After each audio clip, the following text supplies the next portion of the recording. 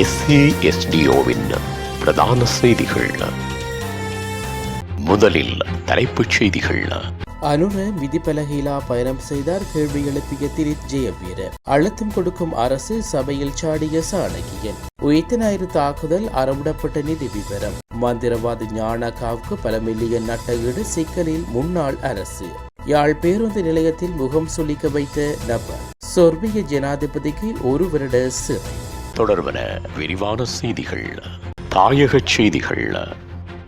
நாடாளுமன்றத்தில் வெளியிடப்பட்ட ஜனாதிபதி அன்றுகுமார் திசாநாயக்காவின் வெளிநாட்டு பயண செலவுகளையும் நாடாளுமன்ற உறுப்பினர் திலித் ஜெயவீர சவாலுக்கு உட்படுத்தியுள்ளார். அத்துடன் அந்த புள்ளி விவரங்கள் நடைமுறைக்கு மாறானவை என்றும் அவர் கூறியுள்ளார். ஜனாதிபதிகளின் வெளிநாட்டு செலவினங்கள் தொடர்பில் இன்று நாடாளுமன்றத்தில் வெளியிடப்பட்ட புள்ளி விவரங்கள் தொடர்பில் கேள்வி எழுப்பிய அவர், ஜனாதிபதி பயண செலவுகளில் கூர்மையான வீழ்ச்சியை காட்டும் வகையில் ஜனாதிபதி அன்றுகுமார் திசாநாயக்க வெறும் 1.8 மில்லியன் ரூபாயில் 3 நாடுகளுக்கு எவ்வாறு பயணம் செய்ய முடிந்தது என்று வினவியுள்ளார். வெளிநாட்டு பயண செலவுகள் குறைக்கப்பட்டுள்ளதாக பிரதமர் கூறுகின்றார். இவ்வளவு குறைந்த தொகையுடன் 3 நாடுகளுக்கு அவர் எப்படி பயணம் செய்தார் என்று தமக்கு தெரியவில்லை. அவர் மிதி பலகையில் பயணம் செய்தாலும் கூட இந்த குறைந்த செலவில் அவரால் பயணம் மேற்கொண்டிருக்க முடியாது என திரு ஜெயவீர குறிப்பிட்டுள்ளார். கடந்த 5 மாதங்களாக பதவியில் இருக்கும் ஜனாதிபதி அன்றுகுமார் திசாநாயக்க இந்தியா, சீனா மற்றும் ஐக்கிய அரபு ராச்சியம் ஆகிய நாடுகளுக்கு பயணம் செய்தார். இந்நிலையில் செலவுகளை குறைப்பது மட்டும் லாபத்தை ஈட்டாது என்றும் குறிப்பிட்ட ஜெயவீர வருமானம் ஈட்டுவதில் கவனம் செலுத்துமாறு அரசாங்கத்தை வலியுறுத்தியுள்ளார். பாதீட்டு பற்றாக்குறையை எவ்வாறு சமன் செய்வது,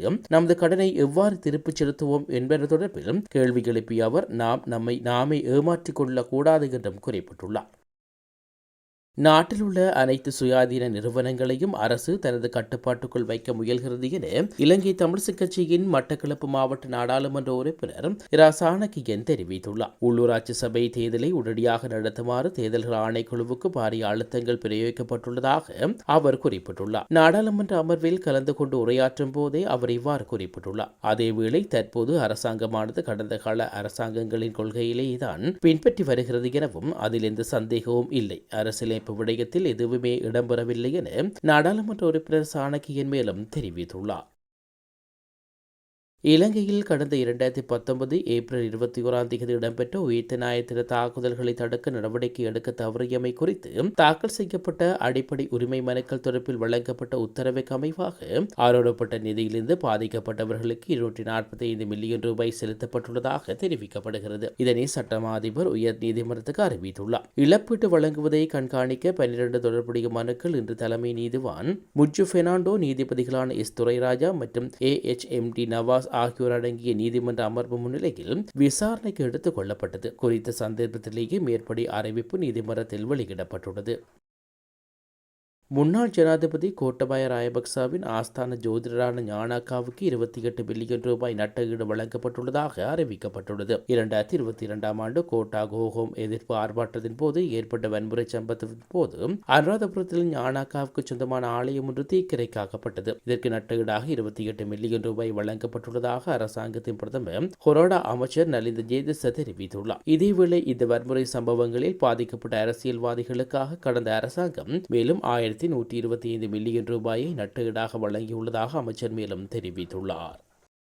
யாழில் போதையில் பயணிகள் பஸ்ஸில் குழப்பம் விளைவித்த குடிமகனால் அங்கிருந்தவர்கள் விசனம் வெளியிட்டுள்ளார்கள். யாழ் பேருந்து நிலையத்தில் மது போதையில் இருந்த நபர் ஒருவர் மினி பஸ்களை எடுக்க விடாது அதன் சில்லுக்கு கால்களை நீட்டிக் கொண்டிருந்தார். இதனையடுத்து கடும் பிரயத்தனப்பட்டு அங்கிருந்த ஒருவர் குடிமகனை வெளியில் இழுத்து விட்ட போதும் போதையில் இருந்தவர் மீண்டும் பேருந்தின் கீழாக செல்ல முயன்றதால் பரபரப்பு ஏற்பட்டது. அதன்பின் ஒரு வழியாக போதை ஆசாமியை இழுத்து எடுத்து பேருந்து சென்ற நிலையத்தில் குறித்த காணொலி சமூக ஊடகங்களில் வெளியாகியுள்ளது. இதேவேளை அதிக வாகன நெரிசல் உள்ள பகுதி போக்குவரத்து போலீசார் தமது கடமைகளை செல்லாமல் பலரும் அதிருப்தியை ஏற்படுத்தியுள்ளது.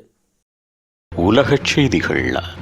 சோர்பிய ஜனாதிபதிக்கு 1 வருட சிறை. தன்னாட்சி பெற்ற சோர்பிய குடியரசின் ஜனாதிபதி மிலோடாட்டுக்கு 1 ஆண்டு சிறை தண்டனை விதித்து போஸ்னியா நீதிமன்றம் உத்தரவிட்டுள்ளது. பால்கன் நாட்டில் அமைதியை மேற்பார்வையிடும் உயர்மட்ட சர்வதேச தூதுவருக்கு போஸ்னிய சோர்பிய ஜனாதிபதி மிலோடாட் டோடிக் கீழ்ப்படியவில்லை என குற்றம் சாட்டப்பட்டுள்ளது. கடந்த 1 ஆண்டு காலமாக நடந்த இந்த விசாரணையில் நேற்று ஜனாதிபதி மிலோடாவுக்கு 1 ஆண்டு சிறை தண்டனை விதித்து சரஜோவா நீதிமன்றம் உத்தரவிட்டுள்ளது. மேலும் 6 ஆண்டுகள் பதவியில் இருப்பதற்கும் மிலோடாட்டுக்கு தடை விதிக்கப்பட்டுள்ளது. இதனிடையே நீதிமன்றத்தில் எந்த தண்டனைக்கும் தான் கீழ்ப்படிய மாட்டேன் என்றும் டோடி கூறியுள்ளார்.